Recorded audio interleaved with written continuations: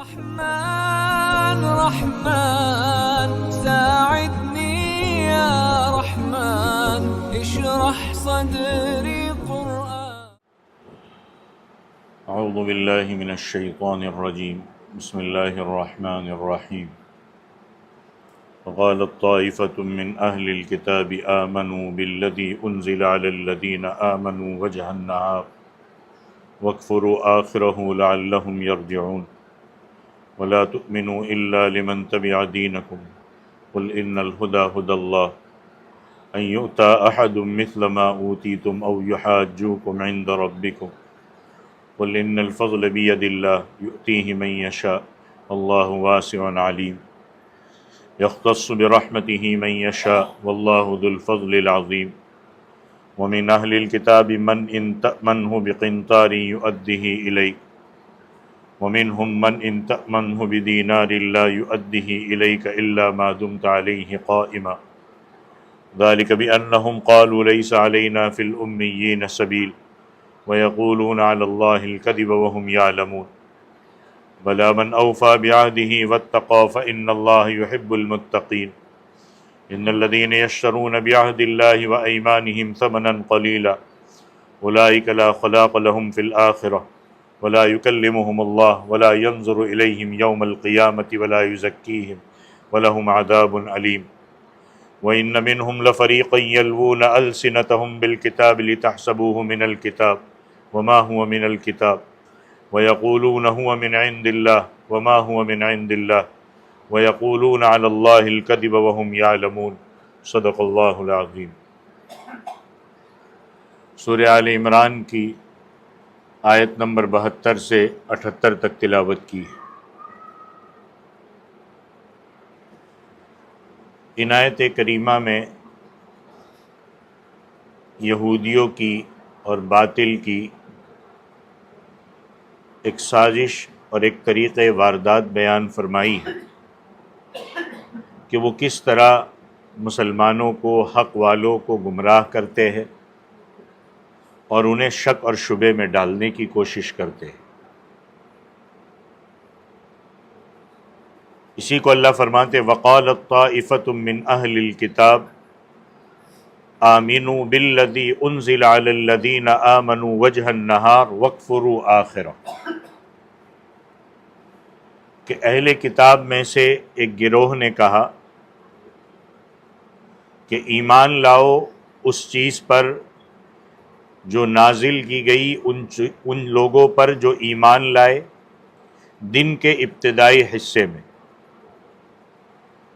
اور انکار کر دو دن کے آخری حصے میں.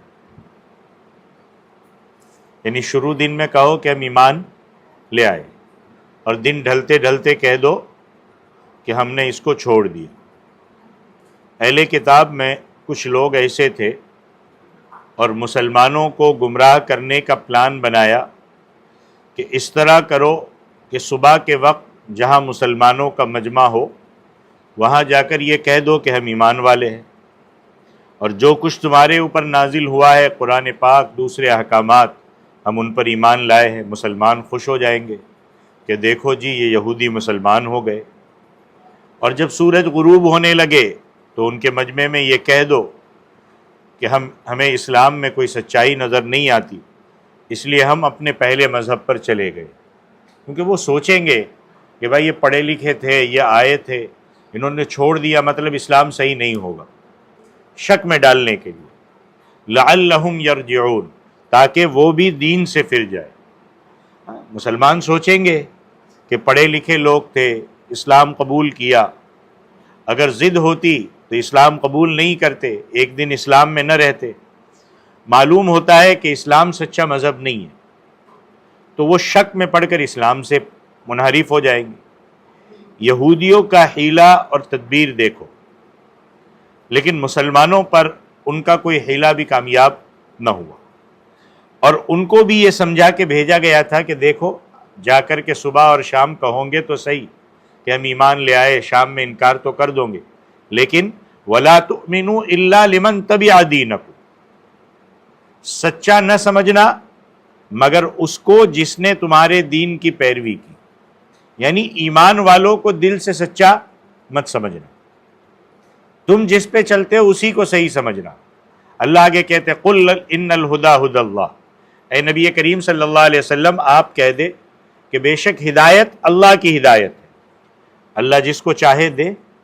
اچھا یہ کیوں نہیں مانتے؟ رسول اللہ پر ایمان لانے کے لیے کیوں تیار نہیں ہے؟ ایک تو فرمایا کہ ان یؤتی احد مثل ما اوتیت، کہ کہتے ہیں کہ جیسے کہ ایک تو اس لیے ضد کرتے ہیں، اس لیے نہیں مانتے کہ دیا جائے کوئی انہی جیسا جو تم دیے گئے ہو، یعنی جس طرح بنی اسرائیل میں ہزاروں نبی آئے، ان کو رسالت ملی، تمہارے پیغمبروں پر کتابیں نازل ہوئی، وحی نازل ہوئی، اللہ نے نبوت اور رسالت عطا فرمائی، تو یہ ہم میں ہی ہونی چاہیے تھی، ان کو کیوں ملی؟ جیسے ہمارے یہاں برادری میں اونچ نیچ کے طبقے ہیں کہ یہ ہمارا ہی حق ہے، ان نیچے طبقوں والوں کا حق نہیں ہے، تو بالکل ایسے ہی ہے کہ یہ نبوت، یہ رسالت جو بنی اسرائیل میں، بنو اسحاق میں سالوں سے چل رہی تھی، یہ ہمیں ہی ملنی چاہیے تھی، یہ ان کو کیوں ملی؟ ہم اس لیے آپ کو نہیں مانتے، سمجھے کہ نہیں؟ ضد میں، حسد میں، ہٹ دھرمی میں، او یحاجوکم عند ربکم، اور کیوں نہیں مانتے؟ یا وہ جھگڑا کرے تمہارے ساتھ تمہارے رب کے، یعنی حجت کرے، یعنی اگر تم نے ان کو صحیح مان لیا تو وہ آخرت میں اللہ کی بارگاہ میں تمہارے خلاف حجت قائم کریں گے کہ پروردگار ان لوگوں نے سچے دین کو صحیح ماننے کے باوجود آپ کے آخری نبی اور آپ کی آخری کتاب قرآن پاک کو نہیں مانا، اور اگر تم مان لو گے تو اہل اسلام قیامت کے دن اللہ کے سامنے تم پر غالب آ جائیں گے۔ لہذا سلامتی صرف اسی میں ہے کہ اسی کو سچا مانو جس پر تم چلتے آئے ہو، اس کے علاوہ کسی کو سچا مت سمجھنا۔ یہ آج کل بھی وہی طریقہ ہے کہ جب ہمارے باپ دادا کے جو طریقے پر ہے اس سے ہم ہٹیں گے نہیں، چاہے وہ شریعت کے خلاف ہو، چاہے وہ رسول اللہ کی لائی ہوئی تعلیمات کے خلاف ہو، ہم اس سے نہیں ہٹیں گے۔ یہ شریعت کا مزاج نہیں ہے، یہ اسلام کا مزاج نہیں ہے، یہ نبی آپ صلی اللہ علیہ وسلم کی لائی ہوئی جو شریعت ہے یہ اس کا مزاج نہیں ہے کہ جو اللہ اور اللہ کے رسول نے بیان کیا ہے اس پہ چلنا ہے۔ آگے اللہ فرماتے ہیں کہ یہ سمجھتے ہیں کہ نبوت ہمیں ملنی چاہیے تھی، نبوت ہمارے خاندانوں میں چلنی چاہیے تھی، ان کے پاس کیوں چلی گئی؟ اللہ کہتے ہیں قل ان الفضل بید اللہ، کہ آپ صلی اللہ علیہ وسلم سے کہتے ہیں کہ آپ ان سے کہہ دیں کہ فضیلت اور اللہ کے ہاتھ میں، یعنی نبوت اللہ کے ہاتھ میں، یؤتیہ من یشاء، اللہ جس کو چاہتا ہے نبوت دیتا ہے، واللہ واسع علیم، اور اللہ وسعت دینے والا ہے، جاننے والا ہے۔ اللہ کو پتہ ہے کس کو دینی ہے، بنی اسرائیل طے نہیں کریں گے، یہودی طے نہیں کریں گے، عیسائی طے نہیں کریں گے کہ نبوت کس کو دینی ہے، اور جب اللہ کے ہاتھ میں ہے تو یختص برحمتہ من یشاء، اللہ اپنی رحمت کے ساتھ جس کو چاہتا ہے خاص کرتا ہے۔ اللہ کو معلوم ہے کس کو نبی بنانا ہے، کس پر وحی نازل کرنی ہے، اس میں بندوں کو کوئی دخل نہیں، اور نہیں نبوت کوئی محنت کر کے حاصل کرنے والی چیز ہے، عبادت کر کے حاصل کرنے والی چیز ہے، کوئی محنت کرے، کوئی بڑا عبادت گزار بن جائے، متقی بن جائے اور وہ نبی بن جائے، نہیں۔ اہل اسلام کا یہ اتفاقی عقیدہ ہے کہ رب چاہے جسے نبوت دے یہ اس کی مہربانی ہے، اور حضرت صلی اللہ علیہ وسلم پر نبوت ختم کر دی گئی، اب کوئی نبی نہیں آئے، آپ صلی اللہ علیہ وسلم آخری پیغمبر ہے، آپ صلی اللہ علیہ وسلم کے بعد کسی کو نبوت ملنے کا سوال ہی پیدا نہیں ہوتا۔ یہ قادیانیوں کا جو آپ سنتے ہو یہ باطل عقیدہ ہے کہ عبادت کرتے کرتے آدمی اتنے بلند مقام پر پہنچ جاتا ہے کہ اس کو نبوت مل جاتی ہے۔ نبوت عبادت کر کے ملنے والی چیز نہیں ہے، جیسا کہ مرزا بشیر الدین نے سیرت مہدی جو اس نے لکھی ہے اس میں لکھا ہے کہ اگر کوئی شخص عبادت کرتے کرتے ایسے مقام پر پہنچ جائے جو بہت بلند ہو تو اس کو نبوت مل جاتی ہے، اور اس نے تو آگے اور حد کر دی ہے، آگے لکھا ہے بلکہ وہ حضرت نعوذ باللہ، پھر میں کہتا ہوں نعوذ باللہ، بلکہ میں پھر کہتا ہوں نعوذ باللہ، کہ وہ اس کو نبوت تو ملتی ہے بلکہ وہ حضرت محمد صلی اللہ علیہ وسلم کے درجے سے بھی آگے بڑھ جاتا ہے۔ لا حول ولا قوت الا باللہ العلی العظیم۔ اگر اس اصول کو مان لیا جائے تو عبادت کرنے والے تو ہر جگہ پہ ہیں،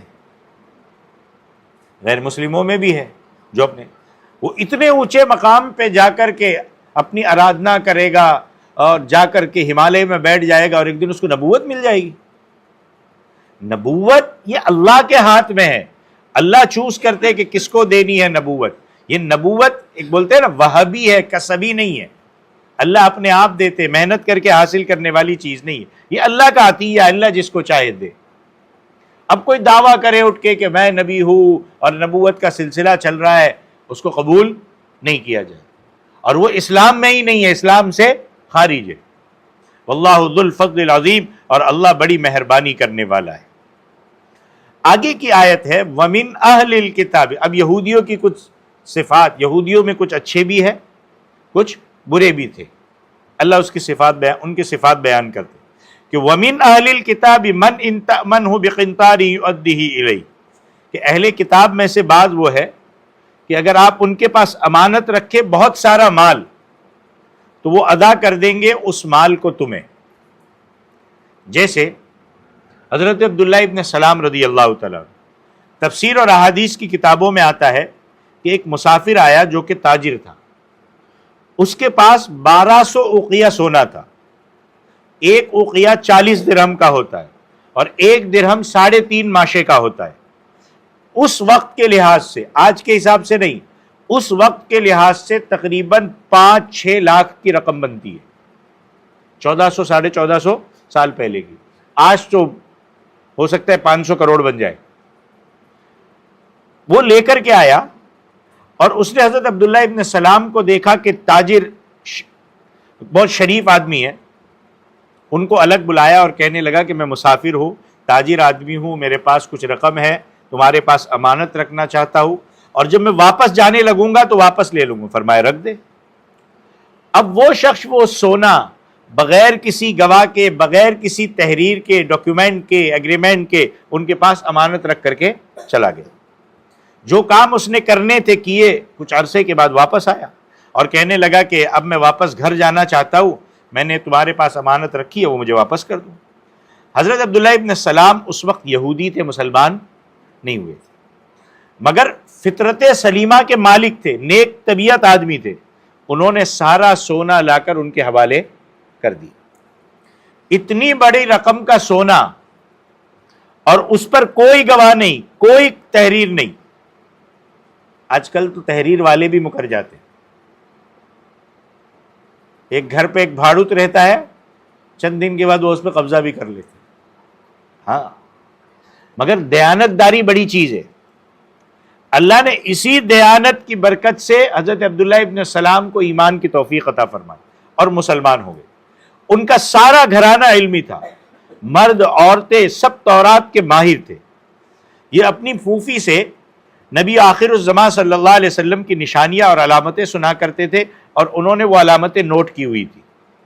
حضرت صلی اللہ علیہ وسلم جب مدینہ طیبہ تشریف لائے تو یہ آپ کو ملنے کے لیے پہنچ گئے، آپ کی مجلس میں پہنچے اور انہوں نے حضرت صلی اللہ علیہ وسلم کی تقریر سنی۔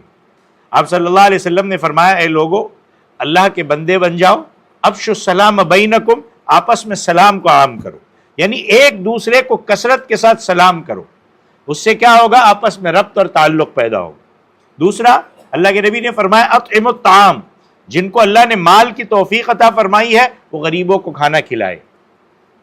تیسرا فرمایا وصلوا باللیل والناس نیام، کہ راتوں کو اٹھ کر نمازیں پڑھا کرو اس حال میں کہ لوگ سوئے ہوئے ہو۔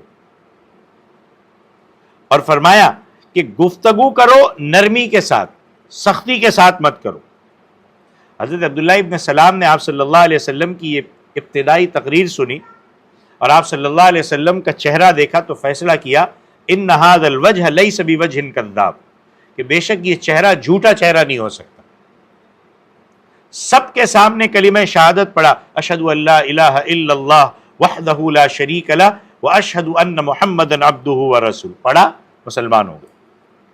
یہود کو علم ہوا کہ عبداللہ ابن سلام مسلمان ہو گئے، ان کا پارا بہت چڑھا، بہت غصے ہوئے، کیونکہ ان کو معلوم تھا کہ وہ اثر و رسوخ والے آدمی ہیں، اس کے گھر والے بھی مسلمان ہو جائیں گے، دوسرے لوگوں پر بھی اثر پڑے گا۔ اب حقیقت معلوم کرنے کے لیے حضرت صلی اللہ علیہ وسلم کے پاس آنے کا پروگرام بنائے۔ ادھر حضرت عبداللہ ابن سلام کو معلوم ہوا کہ یہودی حضرت صلی اللہ علیہ وسلم کے پاس آ رہے، اس وقت مسجد نبوی نہیں بنی تھی، آپ صلی اللہ علیہ وسلم حضرت ابو ایوب انصاری کے گھر پر رکے ہوئے تھے، اور کمرے کی ایک جانب ایک پردہ لٹکا ہوا تھا، اگر کوئی عورت آتی تو پردے کی اوٹ میں بیٹھ جاتی تھی۔ حضرت عبداللہ ابن سلام نے کہا کہ حضرت معلوم ہوا ہے کہ یہودی آپ کے پاس آ رہے، میں پردے کے پیچھے چلا جاتا ہوں اور آپ ان سے میرے بارے میں، میرے والد کے بارے میں پوچھنا کہ وہ کیسے آدمی ہے۔ وہ یہودی اللہ کے نبی کے پاس آئے، آپ صلی اللہ علیہ وسلم نے فرمایا کہ بتاؤ کہ عبداللہ ابن سلام تم میں سے کیسا شخص ہے؟ یہود نے کہا خیرنا وابن خیرنا، کہ ہم میں سب سے بہتر ہے اور سب سے بہتر کا بیٹا ہے، ہم میں سب سے بڑا عالم ہے اور سب سے بڑے عالم کا بیٹا ہے، ہم میں سب سے افضل ہے اور سب سے افضل کا بیٹا ہے، ہمارا سردار ہے اور ہمارے سردار کا بیٹا ہے۔ بخاری شریف میں ہے کہ حضرت صلی اللہ علیہ وسلم نے فرمایا کہ اگر عبداللہ ابن سلام مسلمان ہو جائے تو کیا تم مسلمان ہو جاؤ گے؟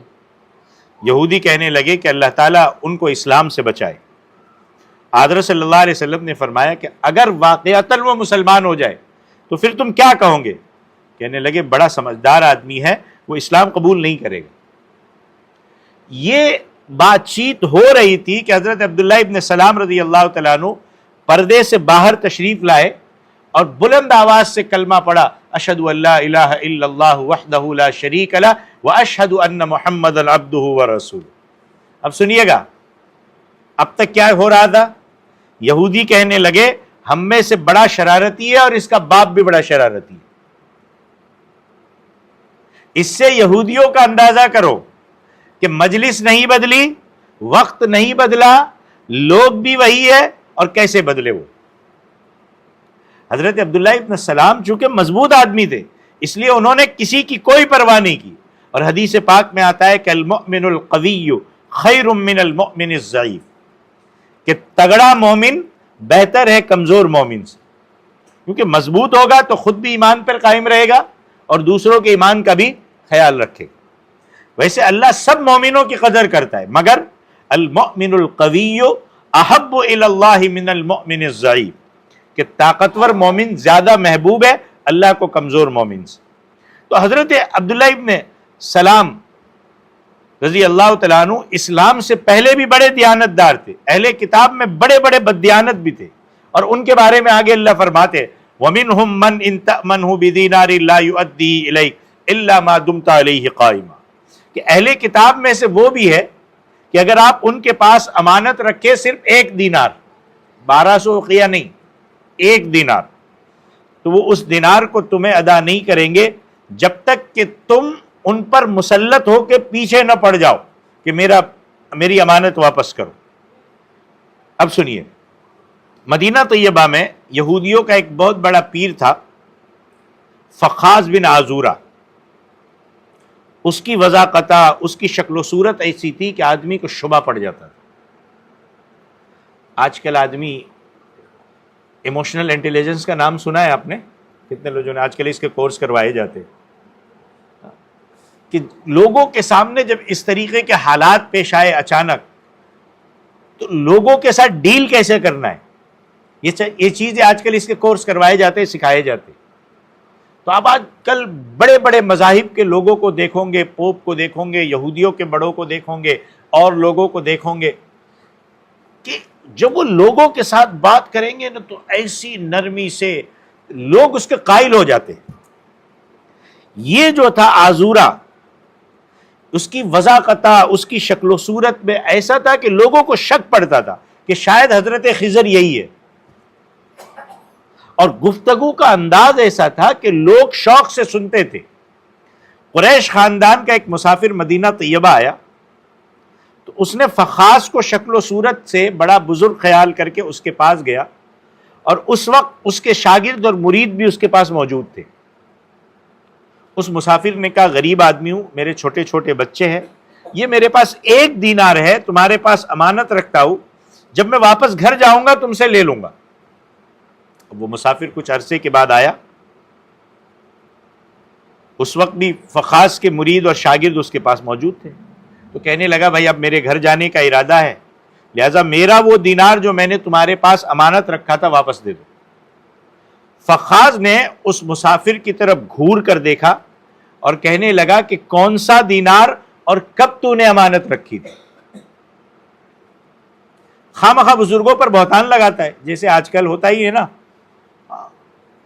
خواہ بزرگوں پر بہتان لگاتا ہے، دوڑ جائے یہاں سے، اس کو جھڑک دیا۔ اب وہ بیچارہ باہر چلا گیا، شاگردوں اور مریدوں نے کہا حضرت اس نے 1 دینار تمہارے پاس امانت کے طور پر رکھا تھا، تم بھول گئے؟ فخاذ کہنے لگا ان کو چھوڑو، یہ ان پڑھ لوگ ہیں، ہم نے فیسیں دے کر تعلیم حاصل کی ہے، ان کا مال کھانا ہمارے لیے جائز ہے، یہ تو ہمارے گدھے ہیں، جس طرح چاہے ہم ان کی سواری کریں۔ اب اس کے مریدوں میں کوئی تجربہ کار بھی تھا، وہ باہر نکل کے اس مسافر کے پاس آیا اور کہا کہ یہ ہمارے پیر صاحب ہے، ان کو میں جانتا ہوں، یہ ایسے نہیں دیں گے، میں تجھے طریقہ بتاتا ہوں، اور ایسا کر تجھے دینار مل جائے گا، تو جا کر اس کو کہہ کہ اللہ کی قسم ہے میرا دینار دے دے، ورنہ میں محلوں میں گلیوں میں پھروں گا اور شور مچاؤں گا کہ فخاذ بن عزورہ میرا دینار کھا گیا ہے۔ اس مسافر نے جب اس طرح جا کر کہا تو گھبرایا، جیب سے 1 دینار نکال کر اس کی طرف پھینکا اور کہا کہ خواہ مخواہ ویسے ہی بدنام کرتا ہے، لے یہ دینار اور نکل جا یہاں سے۔ تو جو شخص اتنا بد دیانت ہو کہ 1 دینار پر بے ایمان ہو جائے، جبکہ اس وقت تقریباً دینار کی قیمت اس وقت کے 200 روپیہ ہوگی، تو ایسے شخص کو اللہ ایمان جیسی دولت کیوں عطا فرمائے گا؟ برتن صاف ہوگا تو اس میں کوئی چیز پڑے گی، اور اگر برتن غلاظت سے بھرا ہوا ہو، اس میں اچھی چیز بھی ڈالو گے تو خراب ہو جائے گی۔ تو اس جیسوں سے امانت کیسے وصول کی جاتی ہے؟ ڈنڈے کے ساتھ، پھر حکومت وصول کرتی ہے، ڈنڈا چلاتی ہے۔ ہاں، کیونکہ ان کا نظریہ کیا ہے اسی کو آگے سنیے گا، اور پھر میں تھوڑا کچھ اور بھی کہوں گا۔ ذَلِكَ بِأَنَّهُمْ قَالُوا لَيْسَ عَلَيْنَا فِي الْأُمِّيِّينَ سَبِيلٌ، وہ کہنے لگا کہ یہ اس وجہ سے ہے کہ انہوں نے کہا کہ نہیں ہے ہم پر ان پڑھ لوگوں کے مال لینے میں کوئی الزام کا راستہ، یعنی جس طرح چاہو، جس طریقے سے چاہو، ان ان پڑھوں سے مال لینا درست ہے، ہم تو اونچے لوگ ہیں، ہم اونچے طبقے کے لوگ ہیں، زبردستی یا دھوکے سے یا تجارت میں خیانت کرے ہمارے لیے ہر چیز جائز ہے۔ جب انسان اتنا بددیانت ہو تو اللہ اس کو اسلام جیسی عزیز قیمتی سامان اور قیمتی نعمت کیوں نصیب کرے؟ مجھے بتاؤ، ہم جس ملک میں رہتے ہیں وہاں برادران وطن میں جو اپنے آپ کو سروان یا اونچا طبقہ کہتا ہے، کیا وہ یہ سوچ نہیں رکھتا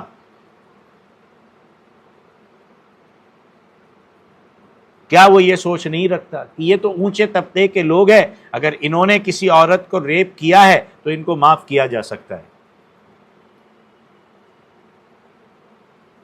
اور بہت ساری چیزیں، ہم تو اونچے طبقے، ہم جو چاہے کرے، ان سے جھاڑو لگوائے، ان سے گٹر صاف کروائے، اور ان سے کیا کروائے اور ان سے کیا کروائے۔ یہ ساری چیزیں وہیں سے آ رہی ہے، یہودیوں سے چلتی چلتی یہاں تک پہنچی۔ اچھا، پھر اس پر بڑا مسئلہ یہ کہ یہ بات وہ اللہ کے ذمے لگاتے ہیں، جن کو وہ مانتے ہیں نا، ان کے ذمے لگاتے ہیں کہ ہمیں اللہ نے اور ہمارے ہم جن کو مانتے ہیں اس نے اس کی چیز کی اجازت دی ہے، اور ان کے اپنے اسکرپچر میں، ان کی اپنی کتابوں میں یہ ساری چیزیں لکھی ہوئی ہے، لیکن کیسی لکھی ہوئی ہے؟ بدلی ہوئی، اللہ کی طرف سے یہ حکم نہیں ہے۔ وَيَقُولُونَ عَلَى اللَّهِ الْكَذِبَ، یہ بولتے ہیں اللہ پر جھوٹ، وَهُمْ يَعْلَمُونَ، حالانکہ وہ جانتے ہیں۔ اگر کوئی شخص غلط فہمی کا شکار ہو تو الگ بات ہے، جان بوجھ کر کہنا کہ ہم بڑے نیک ہیں، بڑے پرہیزگار لوگ ہیں، پڑھے ہوئے لوگ ہیں، اور یہ ان پڑھ لوگ ہمارے گدھے ہیں، ہمارے ٹٹو ہیں، ان پر سوار ہو جاؤ اور ان کے ساتھ جو چاہے کرو، یہ ہمیں اجازت ہے، ہمیں حکم ہے، یہ بالکل جھوٹ بولتے۔ اللہ کہتے بلا من اوفا بعہدی واتقی، کیوں نہیں ان پر الزام کا راستہ کیوں نہیں یہ جھوٹ بولتے؟ جو اپنا وعدہ پورا کرے گا اور جو اللہ سے ڈرتا رہے گا. جس طرح حضرت عبداللہ ابن سلام نے اپنا وعدہ پورا کیا، ان کو رب کا خوف تھا، ورنہ اگر وہ رقم ہضم کر جاتے تو کر سکتے تھے، یہ ان کے لیے آسان تھا کیونکہ نہ تحریر تھی نہ کوئی گواہ تھا، کافی رقم کا سونا تھا، دیکھنے والا بھی کوئی نہیں تھا. دوسری طرف فخاد بن عذورہ کے پاس جب رقم گئی تو اس کے شاگرد اور مرید دیکھ رہے تھے، انہوں نے یاد دہانی بھی کرائی مگر اس نے ان کو جھڑک دیا. تو ایسوں کو اللہ پسند نہیں کرتا. فإن اللہ يحب المتقین، اللہ متقیوں سے محبت کرتا ہے. اللہ تقوی والوں سے محبت، جو وعدہ پورا کرے، جو اللہ سے ڈرتا رہے، اللہ ایسوں سے محبت کرتا ہے. ہمارے معاشرے میں بھی مسلمان اللہ اور اللہ کے رسول کو ماننے والے، لیکن کچھ علاقوں میں آج بھی یہ اونچی ذات کا ہے، یہ نیچی ذات کا ہے، یہ اونچی برادری کا ہے، یہ نیچی برادری کا ہے. آج بھی گاؤں کے کچھ علاقوں میں یہ چیزیں آج بھی موجود ہیں. بلکہ کئی جگہوں کی تو مجھے ایسی باتیں ملی کہ ان کی مسجد الگ ہے اونچی ذات والوں کی، اور نیچی ذات والوں کی مسجد الگ ہے. جہاں اللہ کے نبی نے سب کو ایک پلیٹ فارم پہ کھڑا کیا تھا کہ ایک ہی صف میں کھڑے ہو گئے محمود و ایاز، نہ کوئی بندہ رہا نہ کوئی بندہ نواز. وہاں یہ صورت حال ہے کہ یہ نیچی طبقے والے ہیں، یہ نیچے خاندان والے ہیں، ان کو ہماری مسجد میں آنے کی اجازت نہیں ہے. مجھے بتاؤ کہ ظالم مسلط ہو کے مارے گا نہیں تو کیا کرے گا؟ اللہ ظالم کو مسلط کر کے ڈنڈوں سے یا اور طریقوں سے جیلوں میں ڈلوا کر کے گھروں کو بلڈوز کر کے اللہ یہ کام نہیں کروائے گا تو پھر کیا کرے، کیا ہوگا؟ اور سب کچھ ہو رہا ہے، لیکن یہی قوم برادران وطن سے اثر لی ہوئی چیزوں کو چھوڑ کر صحیح اسلام پہ آنے کے لیے تیار نہیں ہے، انہی چیزوں میں پھنسی ہوئی ہے. جس اسلام نے ان سب کو ختم کیا تھا وہ سمجھتے ہیں کہ اسلام میں بھی یہ چیزیں اونچ نیچ. اچھا، خاندان کے نام، سرنیم، یہ تو پہچان کے لیے رکھی گئی تھی، یہ اونچ نیچ کے لیے نہیں رکھی گئی تھی. اِنَّا جَعَلْنَاكُمْ شُعُوبًا وَقَبَائِلَ لِتَعَارَفُوا، یہ کیوں رکھے گئے؟ تاکہ تم پہچانو. اور ہم نے اس کو عمل میں لایا تو لوگ ہم سے کہتے کہ تم میں تو اونچ نیچ ہے. حالانکہ اللہ نے کہا کہ یہ کوئی خان ہے، کوئی پٹھان ہے، کوئی سید ہے، کوئی انصاری ہے، کوئی کیا ہے، کوئی کیا ہے. یہ کس لیے تھا؟ تاکہ پہچانے جائے. ان اکرمکم عند اللہ اتقاکم، تم میں سب سے زیادہ مکرم اللہ کے نزدیک وہ ہے جو تم میں سب سے زیادہ تقوی والا ہو. تقوی پر فیصلے ہوں گے. اللہ متقیوں سے محبت کرتا ہے. آگے ایک اور واقعہ ہے. حضرت صلی اللہ علیہ وسلم کے ایک صحابی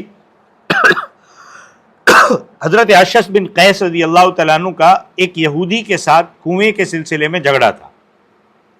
یہودی کہتا تھا کنواں میرا ہے، اور حضرت اشعث بن قیس کا اور یہودی نے ویسے ہی ناجائز، اور حقیقت میں وہ کنواں تھا حضرت اشعث بن قیس کا، یہودی نے ویسے ہی ناجائز قبضہ کیا ہوا تھا. اور اس زمانے میں آج کی طرح رجسٹری تو ہوتی نہیں تھی کہ کام پکا ہو جائے. تو لوگوں نے کہا ایک کام کرو، آپس میں جھگڑو نہیں، اللہ کے نبی کے پاس تشریف لے جاؤ، فیصلہ کراؤ، حق کا فیصلہ ہو جائے گا. چنانچہ یہ فیصلہ اللہ کے نبی کے پاس لے گئے، اپنا مدعا بیان کیا. اللہ کے نبی نے حضرت اشعث سے فرمایا کہ آپ دعویٰ کرتے ہو کہ کنواں تمہارا ہے، تو تمہارے پاس گواہ کیا ہے؟ کیونکہ اسلام کا قانون ہے البینۃ علی المدعی والیمین علی من انکر، کہ جو دعویٰ کرنے والا ہے اس کو گواہ پیش کرنے پڑے گی، اور جو انکار کر رہا ہے، جو اس کا مدعا علیہ ہے، اس کو قسم دینی پڑے گی. حضرت اشعث رضی اللہ تعالیٰ عنہ نے کہا حضرت یہ کنواں جدی پشتی ہمارے پاس چلا آ رہا ہے، اور میرے بڑوں نے جب یہ کنواں کھودا تھا اس وقت میں بھی پیدا نہیں ہوتا، وہ تو اس وقت کے گواہ تو میرے پاس بھی نہیں ہے. تو آپ صلی اللہ علیہ وسلم نے فرمایا کہ اگر یہودی قسم کھا لے گا تو فیصلہ اس پر ہوگا. حضرت اشعث نے کہا کہ حضرت یہ تو فاسق فاجر آدمی ہے، اور اس طریقے سے تو یہ سارے مدینے پر قبضہ کر لیں گے. اس موقع پر قرآن کریم کی ایک آیت نازل ہوئی، ان الذین یشترون بعہد اللہ وایمانہم ثمنا قلیلا، کہ وہ لوگ جو خریدتے ہیں اللہ کے عہد کے بدلے اور اپنے قسموں کے بدلے تھوڑی قیمت. یعنی اللہ پر ایمان لانے کا عہد کیا تھا مگر ایمان نہیں لائے، وہ وعدہ پورا نہیں کیا. اللہ نے ان لوگوں کو حکم دیا تھا امانت ادا کرنے کا، لیکن یہ حقدار کو امانت ادا نہیں کرتے، اور جھوٹی قسم کھا کے حقیر اور چھوٹا سا مال خریدتے ہیں. دنیا تو چاہے کنواں ہی ہو، دنیا ہی ساری مل جائے وہ تو تھوڑی ہی ہے. حضرت صلی اللہ علیہ وسلم نے فرمایا کہ اگر اللہ کے ہاں مچھر کے پر کے برابر دنیا و مافیہ کی قدر ہوتی تو کافر کو ایک گھونٹ کپ پانی کا بھی نہ دیتے. تو جو دنیا کی خاطر جھوٹی قسمیں کھاتے، وعدہ پورا نہیں، یہ صرف یہودی سے نہیں کہا گیا، سنیے گا ہم کو بھی کہا گیا یہ کہ جو چند ٹکوں کے خاطر یا دنیا کے چھوٹے فائدے کے خاطر جھوٹی قسمیں کھا کر کے چیزیں اپنے پاس کر لیتے ہیں یا اپنے حق میں چیزیں کروا لیتے ہیں یا جھوٹی قسمیں کھا کر کے اپنی بات منوا لیتے ہیں، اللہ کہتے ہیں اولئک لا خلاق لہم فی الآخرہ، یہ ایسے لوگ ہیں کہ ان کے لیے آخرت میں کوئی حصہ نہیں ہے. ولا یکلمہم اللہ، اور اللہ ان سے پیار سے بات نہیں فرمائیں گے، محبت کی بات نہیں ہوگی. ولا ینظر الیہم یوم القیامہ، اللہ ان کی طرف شفقت کی نظر بھی نہیں فرمائیں گے. ولا یزکیہم، اور اللہ ان کو گناہوں سے پاک نہیں کریں گے. وَلَهُمْ عَذَابٌ عَلِيمٌ، اور جو ایسا کام کرتے ہیں ان کے لیے دردناک عذاب ہے. آگے یہودیوں کی ایک شرارت کا ذکر ہے. فرمایا وَإِنَّ مِنْهُمْ لَفَرِيقًا يَلْوُونَ أَلْسِنَتَهُمْ بِالْكِتَابِ، کہ اہل کتاب میں سے ایک گروہ ایسا ہے جو موڑتے ہیں اپنی زبانوں کو کتاب کے ساتھ. کیوں ایسا کرتے ہیں؟ لِتَحْسَبُوهُ مِنَ الْكِتَابِ، تاکہ لوگوں کو سمجھا سکے کہ میں جو بیان کر رہا ہوں وہ اللہ کی کتاب میں سے ہی بیان کر رہا ہوں. وَمَا هُوَ مِنَ الْكِتَابِ، حالانکہ وہ اللہ کی کتاب میں سے نہیں ہوتا ہے. حضرت صلی اللہ علیہ وسلم کی مجلس میں پڑھے لکھے لوگ بھی ہوتے تھے، ان پڑھ بھی ہوتے تھے، ذہین بھی ہوتے تھے، غبی بھی ہوتے تھے، شہری بھی ہوتے تھے، دیہاتی بھی ہوتے تھے، اور ہر مجلس کا یہی حال ہوتا ہے. تو صحابہ کرام کہتے تھے راعنا، راعنا کا مطلب کیا ہوتا ہے؟ حضرت ہماری رعایت فرمائے کہ ہم سب باتوں کو سمجھے. اب یہودی شرارت کیا کرتے تھے؟ اسی راعنا کے لفظ کو زبان تھوڑی دبا کر کہتے تھے راعینا. اب سنیے گا، اسی لیے بار بار کہا جاتا ہے قرآن صحیح کرنے کی طرف توجہ دو، الفاظ بھی کم سے کم صحیح کر لو.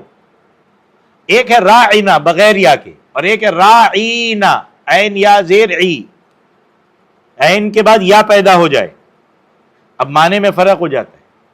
ایک ہے راعینا کہ ہماری طرف نظر فرمائیے، اور راعینا اس کا معنی آتا ہے متکبر، تکبر کرنے والا. جیسا کہا جاتا ہے کہ فلانا بڑا متکبر ہے، تکبر ہے، تو اللہ کے نبی کے بارے میں کہتے تھے کہ یہ متکبر ہے، اور زبانوں کو موڑتے تھے، ٹیڑھا کرتے تھے. جیسے کہ پہلے بارے میں آپ نے سنا ہوگا کہ ایسے موقع پر اللہ نے کہا یا ایھا الذین آمنوا لا تقولوا راعنا وقولوا انظرنا، ایمان والو راعنا کا لفظ کہنا چھوڑ دو، وانظرنا کہو کہ اللہ کے نبی انظرنا، ہم پر شفقت فرماؤ.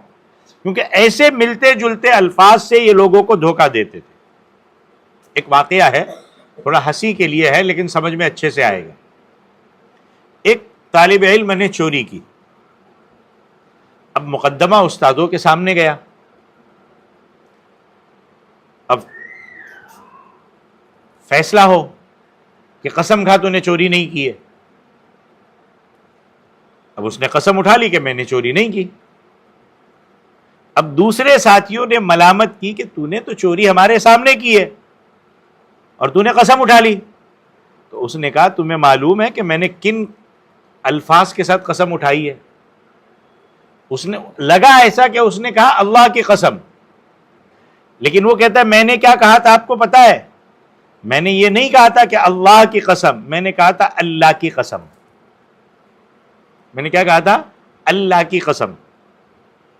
اب اللہ کا جو لفظ ہے الف لام الف اور پیچھے آخر میں ہلکا سا نون کی آواز اللہ، یہ کدو کی طرح ایک سبزی ہوتی ہے. کدو گول ہوتا ہے اور یہ لمبی ہوتی ہے، تو لہجے سے کتنا فرق ہو گیا. زیر اور زبر سے فرق ہو جائے. ایک ہوتا ہے بکری، ایک ہوتا ہے بکری. فرق ہوتا ہے کہ نہیں؟ معلوم مجہول پڑھنے سے، معروف اور مجہول پڑھنے سے فرق ہو جاتا ہے. ایک ہوتا ہے تھوک، ایک ہوتا ہے تھوک. کہتے ہیں نا تھوک کے بھاؤ بھیجو، اور ایک ہوتا ہے تھوک. فرق ہوتا ہے. تو اسی طرح یہودی میں نے یہ سمجھانے کے لیے آپ کو مثالیں دی ہے. اسی طرح یہودی دھوکہ دیتے تھے، اور جب کوئی آپ ان کے سامنے کتاب ہوتی تھی یا تورات ہوتی تھی تو اس میں اس طریقے سے بدلتے تھے. کبھی تو وہی الفاظ ہی بدل دیتے تھے، یا اس کا معنی بدل کے اس طریقے سے پیش کرتے تھے کہ یہ اللہ کی طرف سے، حالانکہ وہ اللہ کی طرف سے نہیں ہوتا تھا. وَيَقُولُونَ هُوَ مِنْ عِنْدِ اللَّهِ، وہ کہتے تھے اللہ کی طرف سے. وَمَا هُوَ مِنْ عِنْدِ اللَّهِ، حالانکہ وہ اللہ کی طرف سے نہیں ہوتا. اسی کو اللہ کہتے ہیں وَيَقُولُونَ عَلَى اللَّهِ الْكَذِبَ، وہ بولتے اللہ پر جھوٹ. وَهُمْ يَعْلَمُونَ، حالانکہ وہ جانتے ہیں کہ ہم ہیرا پھیری کر رہے ہیں، جان بوجھ کر یہ کرتے. اور اسی طرح کی ہیرا پھیری کرنا بڑا سخت گناہ ہے. آخر میں سنیے کہ حدیث میں آتا ہے کہ جس نے جھوٹی قسم اٹھائی یا گواہی میں غلط بیانی کی تو وہ جرم میں اسی طریقے کی شریک ہے. اگر چور کی غلط گواہی دی ہے، چور بچ گیا، تو چوری کی جتنا گناہ ہوگا وہ غلط گواہی دینے والے پر ہو. یا اسی طریقے کی اس نے جو بھی جھوٹی قسم کھائی ہے، یا جو بھی جس پر کسی مجرم کو بچایا ہے، اور وہ جرم کی جتنی سزا ہے اس سزا میں یہ بھی شریک ہوگا. اور آج کل تو وہ زمانہ ہے کہ کوئی سچی گواہی دیتا ہی نہیں. عام لوگ تو عام ہیں، کئی جگہوں پر کئی ملکوں میں تو یہ بھی سننے کو ملا ہے کہ بیچارے جب جج بیان لیتے ہیں تو نقاب پہن لیتے، میرا چہرہ نہیں دکھنا چاہیے. پہچان لیں گے اور بعد میں ابھی تو فیصلہ دوں گا، جب باہر نکالوں گا تو چھوڑیں گے نہیں. آج کے لیے سمجھنا پچھلے ایک ہفتے میں بہت آسان ہے، اشاروں میں سمجھ لو. مجھ سے مت کہلواؤ کھل کے کہ پچھلے ایک ہفتے میں کسی ایک جج پہ اس ملک میں کیا ہوا. یہ اس سے آگے کی باتوں کو سمجھنا آپ کے لیے بہت آسان. ہاں، اور بعد میں مار نہ دی. یہ حالات غنڈہ گردی کے دنیا میں عام ہو چکے. تو یہ سمجھ لو کبھی بھی جھوٹی گواہی سے، جھوٹی قسم سے، یا جھوٹے ایگریمنٹ سے، یا رشوت کھلا کے لوگوں کی زمینیں اپنے قبضے میں مت لو. جرم میں بہت شریک ہو. اور جو پھر اس میں ساتھ دے گا تو یہ تو غلطی کر ہی کر رہا ہے، جو اس میں ساتھ دے رہا ہے وہ بھی پورا اسی گناہ میں اسی طریقے کا شریک ہوگا. اللہ تعالیٰ بچائے، اللہ تعالیٰ محفوظ رکھے. یہ سورہ آل عمران کی آیت نمبر 72 سے 78 تک تھی. آمین. وآخر دعوانا ان الحمد للہ رب العالمین. أيا من يدعي الفهم إلى كم يا أخ الوهم تعبي الذنب والذم وتخطي الخطأ الجم. أما بان لك العيب، أما أنذرك الشيب، وما في نصحه ريب، ولا سمعك قد صم. أما نادى بك الموت، أما أسمعك الصوت، أما تخشى من الفوت فتحتاط وتهتم.